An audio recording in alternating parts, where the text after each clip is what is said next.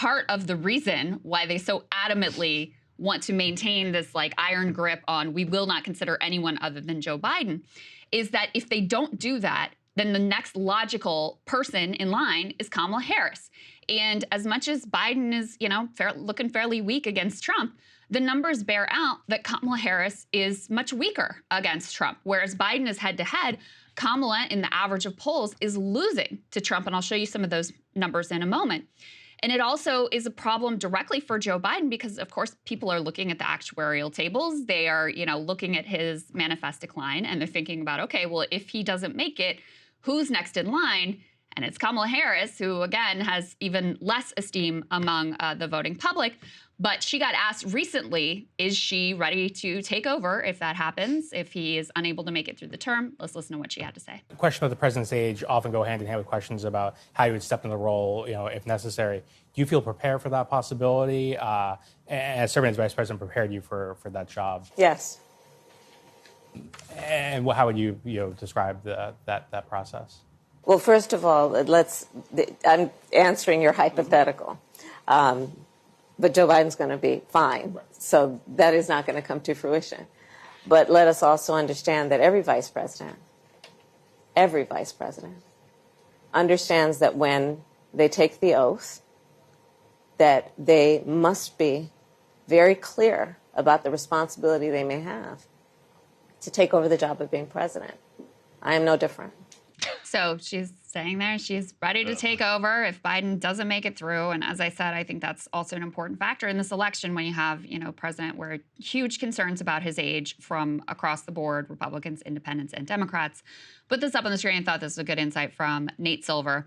He points out that Democrats think Kamala Harris would lose to Trump. Polls say they are probably right. The subtext of why there was no serious primary challenge to Biden is that, Kamala would be seen as the next in line. It would be politically this is something we've been flagging for a long time, by the way, yes. That it would be politically awkward to supplant the first female black vice president for Gavin Newsom or whoever to jump in line in front of her. That would be very politically awkward. But you can see here, Biden is tied 44-44 with Trump in these polls. Harris trails him 42-46. Silver goes on to say, it's not that big a difference, I guess, but a net margin of 4 points is a fairly big deal. More likely than not that the next election will come down to 4 points or less in the tipping point states. So that is a significant disadvantage for Kamala Harris. And this is part of why, Saagar, I know people are concerned about Joe Biden's age. I think this is legitimate. Absolutely. I think this is an important factor in why he's so close with Trump, et cetera. But I think there's more going on here than just the age. Because also, if you look at not just Kamala Harris, but a whole variety of Democrats who are younger than Joe Biden, it's not like they do way better than he does in the polls. Yeah. And Harris is the perfect case in point. I mean, she's carrying the Biden-Harris agenda right now. She is much younger than Joe Biden, and she performs meaningfully worse than him in the polls. So I think if people really felt the benefits of his policies in their bank accounts, then the age would become less of an important factor. But since so much of our politics is like vibes and whatever, then, the age and the lack of vigor becomes the default explanation for why people are feeling unsettled about another Biden presidency. Well, I think that's a baked in. Absolutely, you're correct. It's also with Kamala, she's an incredibly untalented politician. And I've been thinking about it. I think it might be one of the biggest mistakes he has made for his entire career. Agreed. Was picking Kamala Harris as vice president, bowing to pressure from Jim Clyburn during BLM. He would have been better off picking just some normie Democrat like Amy listen, I'm not saying I like these people. I'm talking about just pure politically.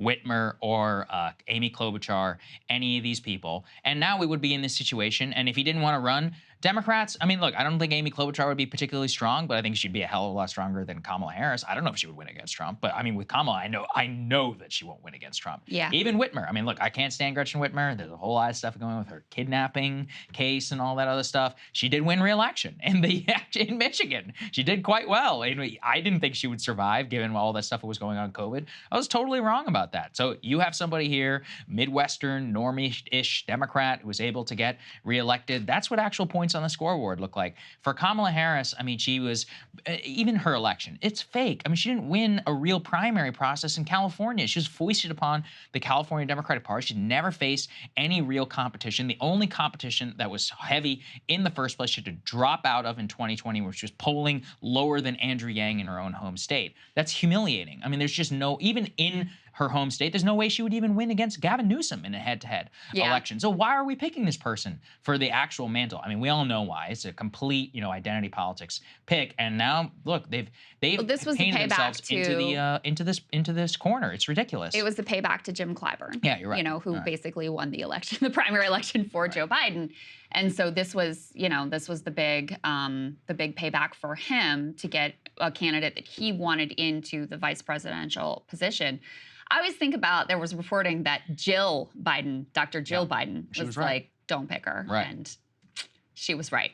But anyway, we are where we are. So that is part of why they've been so adamant about no primary process, about, we're going with Joe, even though, by far the oldest president we've ever had, even though, there's manifest weakness among not just the general electorate, but also among the Democratic primary electorate. This is a big, important part of that, and the fact that Kamala Harris has such low favorability ratings and low approval ratings among all voters is, another challenging factor for Joe Biden when there are so many concerns about his age. Hey guys, if you like that video, go to breakingpoints.com, become a premium subscriber, and help us build the best independent media organization on the planet. That's right. We're subscriber funded. We're building something new. We want to replace these failing mainstream media organizations. So again, to subscribe, it's breakingpoints.com.